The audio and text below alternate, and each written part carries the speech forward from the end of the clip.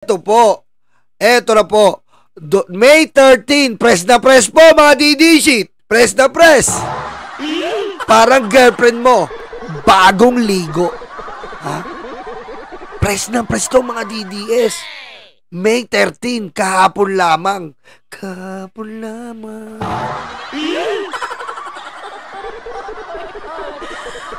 Ito na nga po. Nakakapagtaka nga po sa resulta ni Duterte na lumalabas po di umano na ang dami pong biniling butante. Yan po ang lumalabas sa balita. Akala ko pa Duterte sa kalam.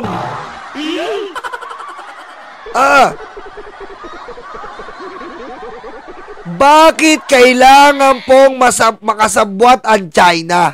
Siyempre, sabi mo, paano mo napatunayan yan, Yolo? Ayan nga, balita, oh.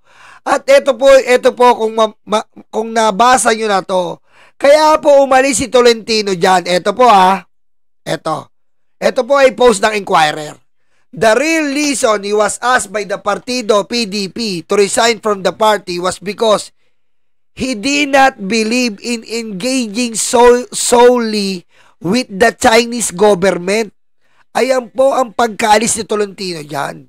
Kasi po, hindi niya masikmura, sayang talaga si Tolentino, sabi ko sa inyo Hindi niya po masikmura ang pakikipagsabwata ng PDP sa China. Totoo po, yung mga nakikita natin mga pera na kukuha galing po China. Ayan He did not believe engaging solely with the Chinese government regarding maritime law discussion. Senate Majority Leader Francis Tolentino on Wednesday. At the Capian of Manila Bay, Tolentino, he was asked observation from netizens that he bolted from the PDP, the party headed by President Rodrigo Roa Duterte. Kasi po hindi masikmura ni Tolentino ang pakikipagsabuatan sa China. Hindi po masikmura ni Tolentino. Ngayon bumalik tayo dito po sa former President Rodrigo Duterte, his sons, and a tight circle of political allies are under investigation for allegedly receiving campaign support from Chinese funded digital operation.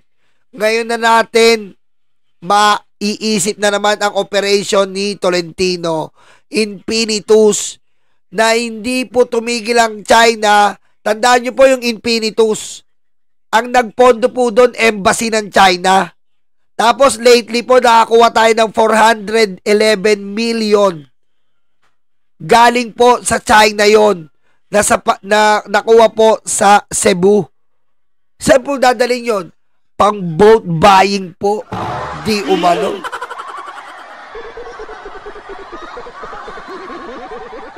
May nagreklamo po kasi na isang Pilipino, following a formal complaint filed before the Commission on Election, Filipino voter.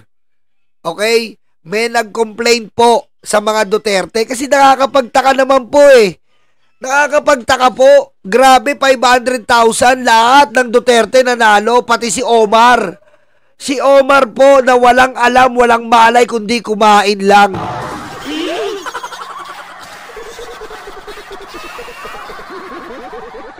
Walang alam si Omar. Graduate po si Omar, major in catering.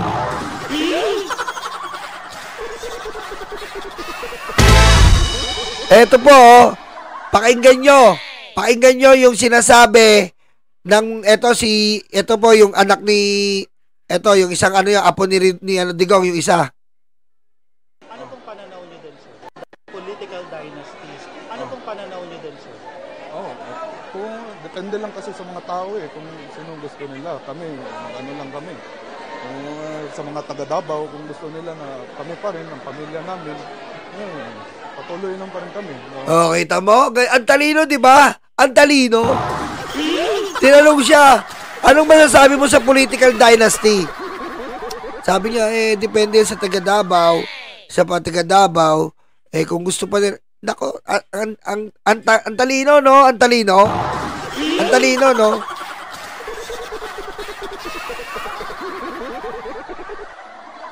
Diba? Ang talino, ang talino. Umaapaw sa katalinuhan.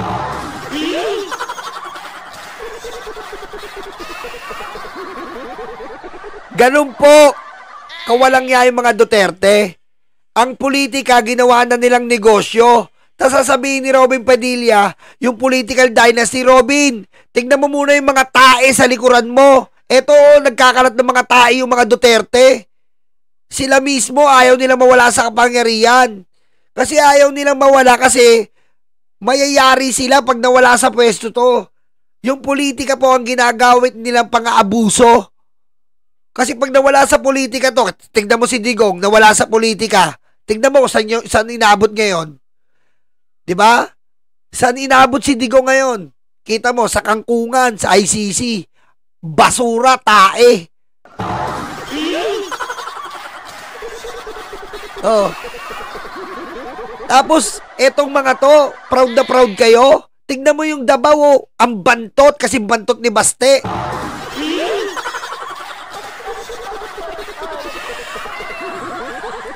Kaya nga pare Jason Reyes ayun nga po ang nakakapagtaka nga, eto, na may isang Pilipino nag-complain about sa digital na pangyayari dito sa Butuan. Ngayon, antayin po natin na sabihin ng Comelec yan, etong reklamo na to kung ano to. Kasi nga po, hindi po imposibleng tinulungan ng China yan. Unang-una po, bago po ang eleksyon, meron pong halos 3 weeks na rumuronda sa Comelec ng mga Chinese hanggang sa nahuli. Oh. At meron pong infinitus na wala pong ginawa kundi suportahan itong PDP dahil nga po ito sa kasunduan nila. At ito nga po, nung isang bago mag-eleksyon, late 2 days before election, meron pong 411 million na nahuli po dito po sa Mactan, Cebu. 'Di ba? At ang nakakagulat sa Mactan, Cebu, ito naman biglang natalo si Garcia. Hindi po natin kung ano po biglang natalo. Yan po ang mga nakakapagtaka. Yan po ang abangan natin. Yan po, hindi po imposible yung digital hacking. Hindi po imposible ang digital hacking. Diyan po expert ang mga Chinese. Kahit sa mga movie, ang role ng mga Chinese ay hacking pag sa mga Hollywood, di ba? O may hacker ka, lalabas diyan Chinese ang hacker. Yan po ang ikukonsidera natin. Na paano nangyari to? Na imposible. Landslide, grabe. 500,000 para kay Digong na namiminger.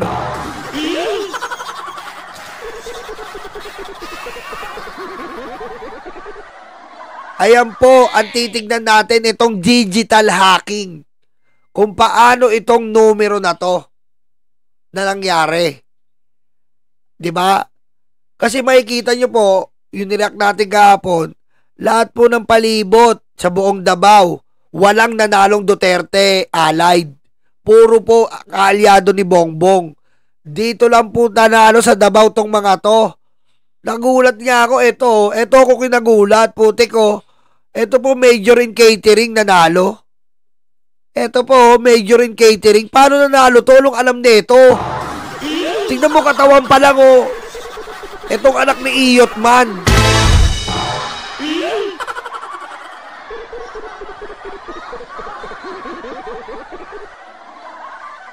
Paano nanalo tong anak ni Iyot man?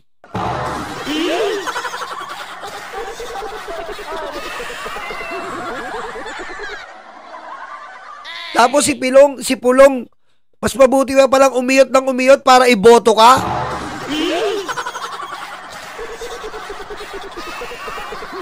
Oo, yung tumalo po kay Gwen, PDP laban yon. Out of nowhere yon. First timer. Kagulat talaga.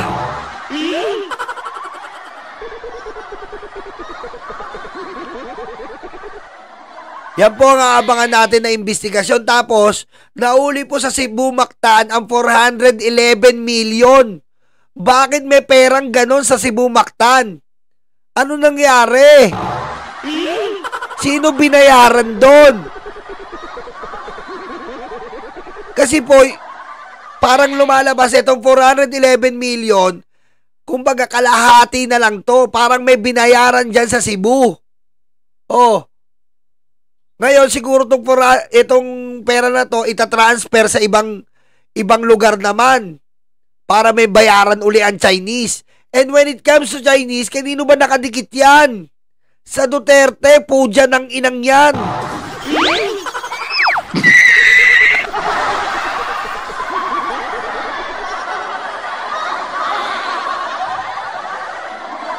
Oh.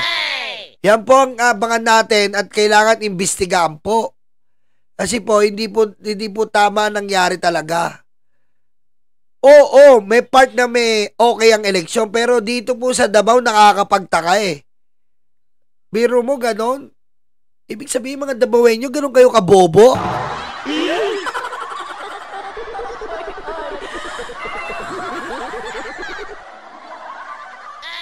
Diba? At may naririnig na rin nga tayo na ang laki daw po ng bigayan. Halos umabot po ng, bukod sa digital, meron pa umabot na 15,000 ang bigayan sa isang tao. Sabi nila, di umano. At kung pamilya, umaabot ng almost 30,000. Kumbaga, group package. Ayaw, parang ano eh, parang swimming.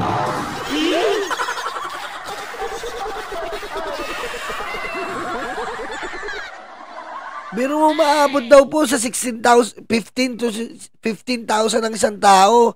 Tapos may package pa sila, pag family. Umagal, 3 kayo sa family, 30,000.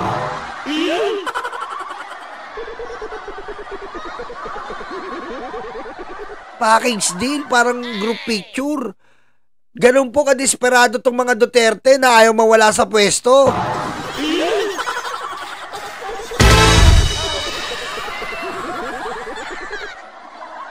Grabe ang sponsor. Biro nyo late kasi nahuli tong 411 million. Ngayon, pagbukas ng Senado, iimbestigahan natin yan. Sa Kongreso, iimbestigahan yan. Hindi dapat palampasin yan. Kung saan at saan dadali ng mga hayop na Chinese na yan yung perang 411 million. Kinabukasan, eleksyon, nahuli yan. Anong gagawin nyo doon? Oh. Kita nyo? Desperado ng mga Duterte.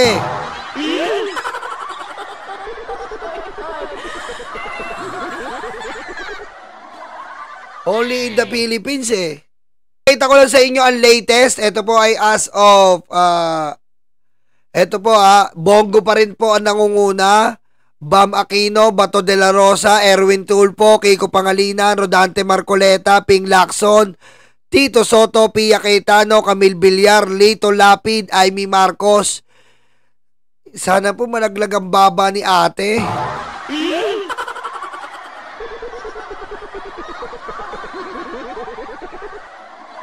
Sana talaga malaglag tong baba ni ate. At si Abalos po at si Manny Pacquiao ay magkadikit. Magkadikit po si Abalos at si Manny Pacquiao. Okay? Magkadikit. Ayan nga po, ang dami po lang nang babas sa atin. Ang dami nang babas sa atin, ukol po dito sa sinabi natin kahapon. Ito i-explain ko sa inyo, hindi po ako nagsabi niyan. Ibinabase ko lang po ito pong ng kakamping. Kasi nga po, aminado na po ang mga kakamping. Ayan po, pakita ko sa inyo.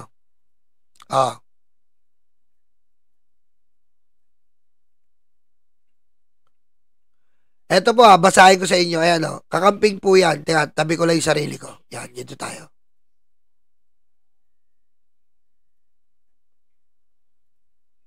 Sabi ko sa inyo, kakamping, dapat nagtulong-tulong tayo eh. Kapag nanalo si Manga, which is very likely at this juncture, many pinks should reassess their initial resistance to tactical voting and strategic alliances. Pink's voting for Pacquiao, Abalos, or Abi Binay could kick out Manga from Magic 12. There are lessons here. Una na dyan, maging open-minded lagi. Yan ang sinasabi ko sa inyo, mga kakamping eh.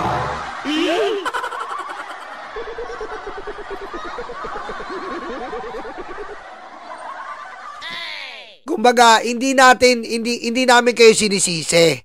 Pero kayo rin ang sinisisi namin kayo bakit makakapasok si Crime Water at si Baba Black Sheep.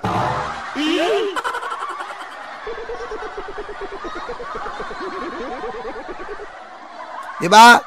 Kayo po ang sisisihin bakit nakapasok si Baba Black Sheep at Camille Villar. Na number 1 na galit kayo dahil nga Crime Water. Eh, ako rin lalo.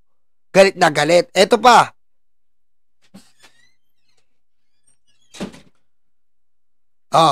I'm sorry. I am one of the pink lawans who did not vote for Abalos and Pacquiao.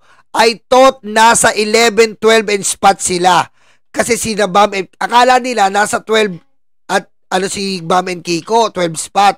And I was so afraid they might be dislodged by an A and P. Kung binoto pala sila, baka mawala sa Magic 12 si Camille at Aimee. Yan ang sinasabi ko sa inyo, mga kakamping.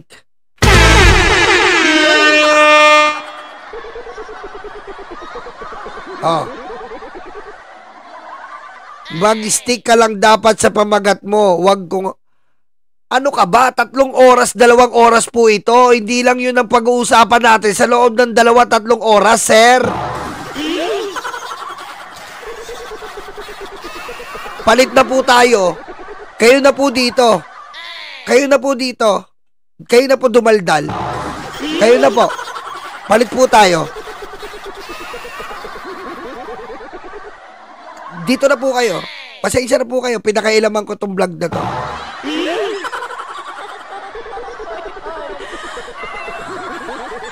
Dito na po kayo. Ang gusto ni sir, pag-usapan natin 2 oras, puro yon. Okay. Gusto nyo po, yun na pag-usapan natin, buo yun. Yan mahirap, late kayo pa galit.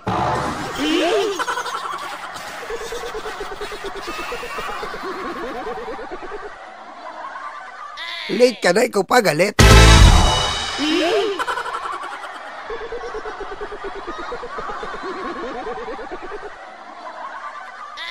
Diba? Ito nga po yung sinasabi ko. Ayan po wag nyo ako i-bash. Mga kakamping na mismo ang nagsasabi. Diba? Ayan po, akala nila hindi papasok si Kiko at Bam. Yung po kasi problema mga kakamping. Hindi kayo nagtitiwala kay Lenny. Kami kasi nagtitiwala kami kay BBM Yan ang problema sa mga kakamping. Kung talagang kakamping kayo, magtiwala kayo kay Lenny. Hindi kayo nagtitiwala kay Lenny yan. Hindi kayo nagtitiwala kay Lenny. Kasi bakit? Ito tignan mo. Lenny was right. Kaya mahirap ang masyadong purist at overly virtuous. Yan ang mahirap sa kakamping Sinabihan na kayo ni Lenny, iboto nyo si Abalos, iboto nyo si Pacquiao. Hindi kayo nakinig. Hindi nyo mahal si Lenny. Kasi kami, yung mga loyalista kasi, kung ano sabihin ni BBM, boto mo si Aimee, wala kang magagawa kundi ibaba. Diba? Wala kang magagawa kundi ibaba ang ang sarili mo. Susunod ka kay BBM. Sinabihan na kayo, iboto nyo si Abalos, iboto nyo si Pacquiao. Pero anong ginawa nyo? Tinabla nyo? Hindi talaga kayo ni Lenny. Wala talaga kayong tiwala kay Lenny Robredo. Ganun pala sa kakamping. Hindi ko po kayo binabas Diba? Hindi ko kayo binabash. Ang pinagsasabihan ko kayo, yan ang sabi ko kahapon, yan ang mahirap sa kakamping. Masyado kayong purist. Masyado kayong suspityoso. O ngayon, sino mapapahamak? Ang buong Pilipinas.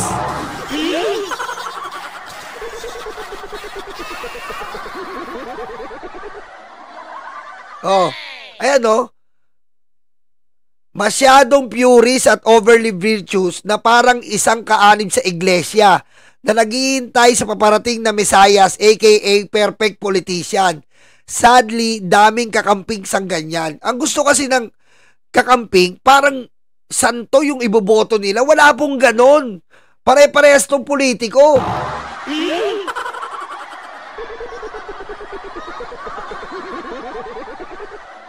Sabi ni Elena, kami nga po binoto namin Kiki. Oy, ma'am, wala pong tumatakbong Kiki.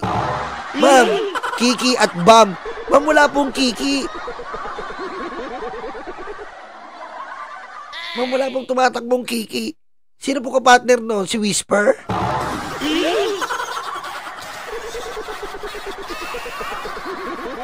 Wala pong tumatakbong Kiki, ma'am. Partido na niya, Whisper. Kasama si Modest. Wala pong ganun, ma'am.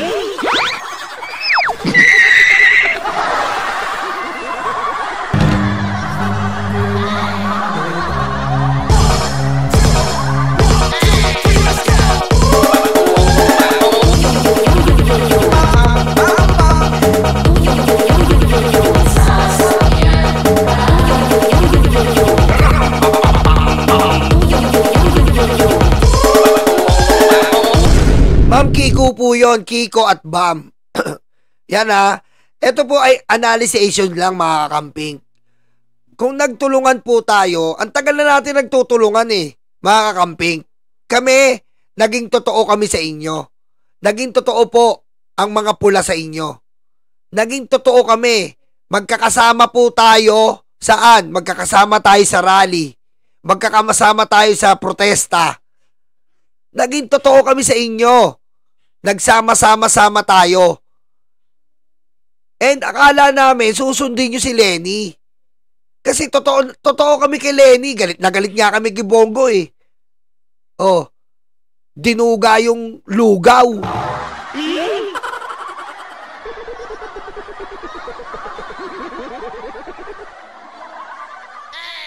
Ang problema kasi dito, sa loyalista po kasi, pag sinabi ni BBM, kahit sino pa yan, iboboto mo. Ganun po talaga Sinabi ni BBM, ganun po talaga, iboboto mo.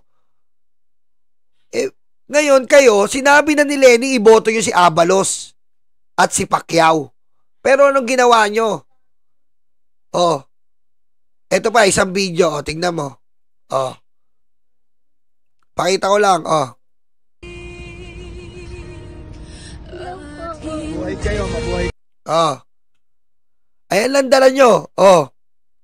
Ayan ang dala nyo. Kitang-kita naman, Bam and Kiko. Wala dyan sila aabalos. Ayan ang problema sa kakamping, ngayon, nasan tayo? Sabi ko sa inyo, inobserbahan ko yung statistic ni Abalos at ni Pacquiao. Kung dinala nyo sila, hindi ganun. Lumalaban sila 9, 10, 11. Kasi madadagdagan sila ng 5 million votes. Diba? Plus minus yon, kakamping votes yon. Plus minus 5 million votes. Kaso wala. Nasa puwetan sila. Nataasan pa sila ni Jimmy Bondok. Kitang-kita nyo naman, Ngayon, ang lumalabas dito, sorry kakamping wala na. Parang palabas nyo lang na kakamping kayo ni Lenny pero hindi kayo talaga sumusunod sa sinasabi ng sinusuportahan nyo.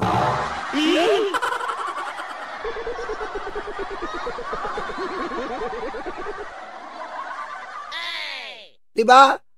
Hindi nyo sinusunod yung kinikilala nyong representative ng kakamping which is Lenny. Hindi nyo siya sinusunod.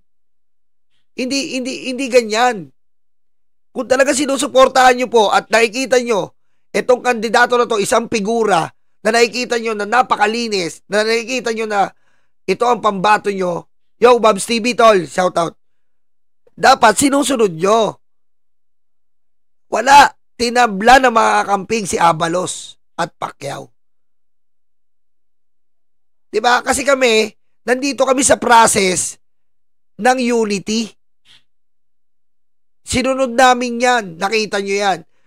Nagsama-sama tayo sa lahat. Sinunod natin yan. Diba? Magsuportado tayo. Actually, may mga GC pa kami ng mga kamping. Magkakasama po kami. Sila Bunyog. Magkakasama kami yan. Hindi po ito panunumbat. Ito lang po ay analyzation na bakit ganyang kabantot ang line-up natin ngayon sa Senado dahil iniwanan nyo sa ere. Iniwanan nyo sa ere. Iniwanan nyo sa ere. Akala ko ba pababagsakin natin ang Duterte? Kami lang pala may gusto.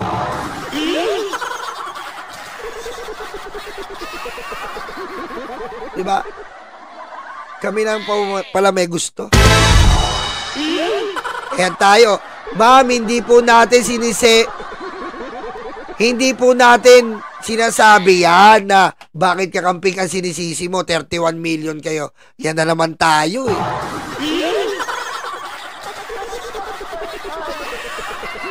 Yan na naman tayo eh. Ito na nga po, kakamping na po yung nagsasalita sa screen, no? Mga kakamping po ito. Yan na naman tayo eh.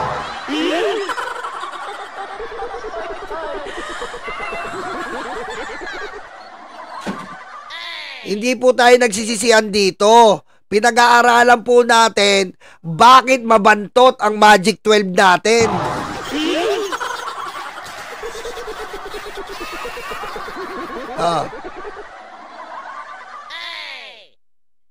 Yan na naman tayo. Sisisihan na naman tayo eh.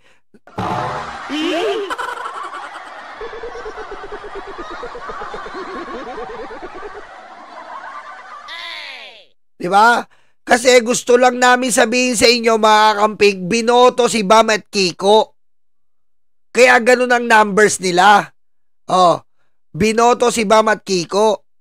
Ngayon, ang problema natin, kaya hindi naabot yung 31 million yung sinasabi nyo, masagot ko lang, kasi nga po, madami ang pinausbong ang pera.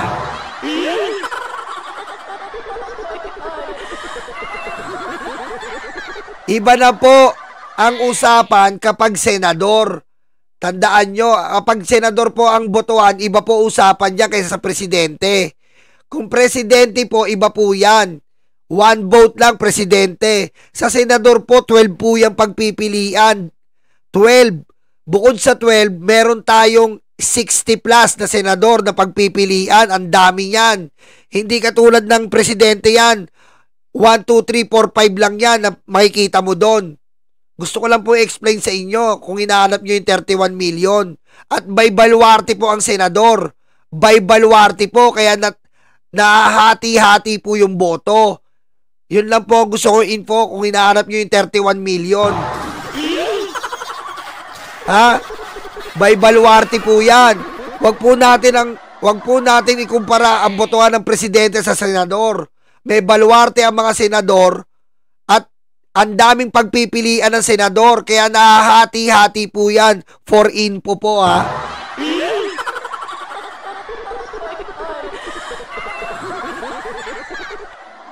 Diba? Ngayon, eto, nandito na tayo. Yun lang ang nais namin. Ngayon, ayun po ang gusto namin sabihin sa inyo, mga kakamping. Ha? Kung sinusunod nyo si Lenny, wala tayo sa mabantot na Magic 12. Kasi, ano ba motive? Impeach Sara. Kung gusto nyo ma-impeach si Sara, alam nyo na. Alam nyo na yung kasunod doon. At hindi naman kami nagdidikta sa inyo, dinidiktahan kayo ni Lenny. Diba? Dinidiktahan kayo ni Lenny, suportahan nyo si Abalos, si Pacquiao. Or either, kahit anong sinong sinabi ni Lenny, dapat sinusunod nyo. Kakamping kayo eh. Pero halos po karamihan, hindi po talaga, walang nangyari, grabe po. Makikita nyo po yung resulta natin. Bakit? Ulitin ko lang. Tingnan nyo paano nangyari ang kahit sino na lang Benor Abalos, 11 million lang Ang boto ni Bam Aquino, 20 million. Wala man lang nabahagi nga ng 5 million. Kung 5 million na binigay nyo kay Abalos, kay Pacquiao, nandito siya 8, 9, 10. Nandito po yan, 8, 9, 10. Kasi Ping Lacson, Tito Soto, malakas na yan Nandito siya 8, 9, 10. So mauusog to, maaalis si Camille Villar at Baba Black Sheep.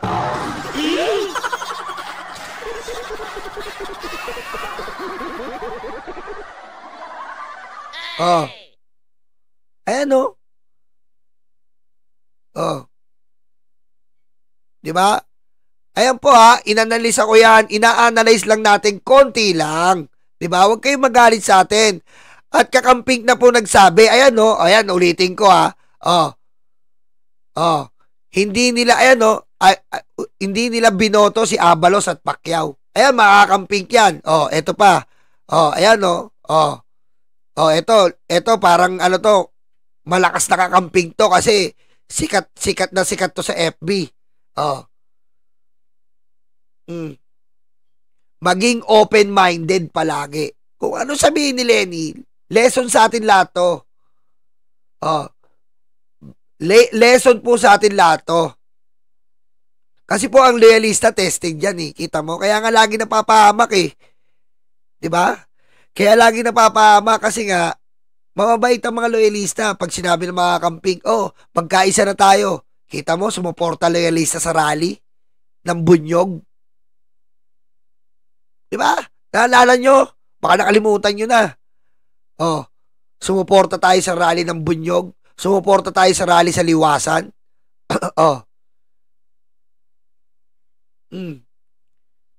Kasi tayo po ay unity na unity. Kaso life lesson sa atin to. Maging lesson sa atin to. Na kung talagang pinaniniwalaan nyo si Lenny, diba? Kung pinaniniwalaan nyo si Lenny, sundin nyo si Lenny.